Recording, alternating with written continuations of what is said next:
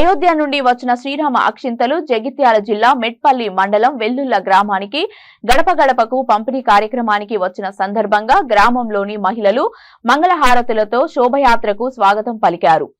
యువత వివిధ కుల సంఘాలు రామనామ స్మరణతో వాడవాడలో అక్షంతల వితరణ చేపట్టారు.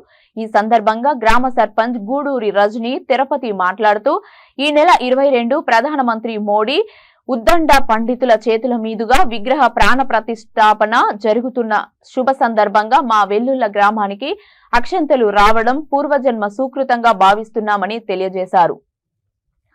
శ్రీరాముని దీవెనలు గ్రామంలోని ప్రతి ఒక్కరికి చేరాలని 500 సంవత్సరాల నాటికి కళ నెరవేరుతున్న సందర్భంగా సంతోషాన్ని వ్యక్తం చేశారు.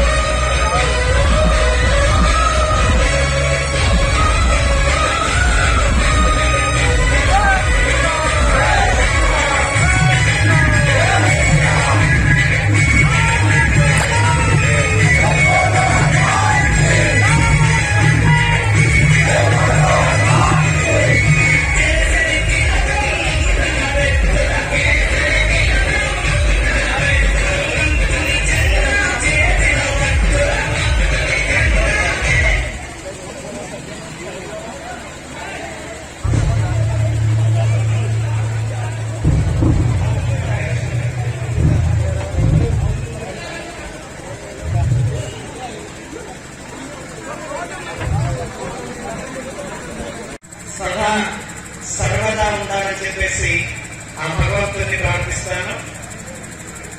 ఇవాళ ఈ శోభయాత్రలో ఇంతమందిని పాల్గొని శ్రీరాముని యొక్క అయోధ్య నుంచి వచ్చినటువంటి అక్షతలకు స్వాగతం పలుకుతున్నాను.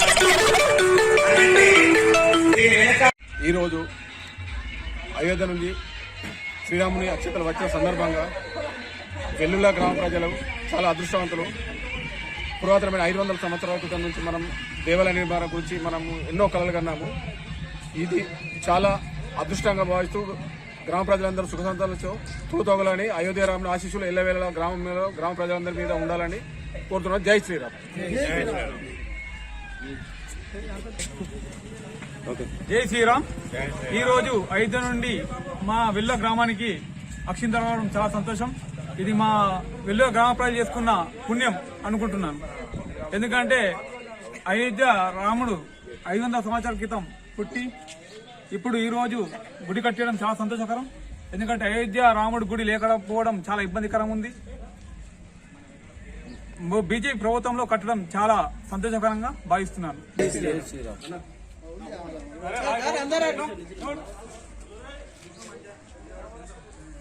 అరే భరత్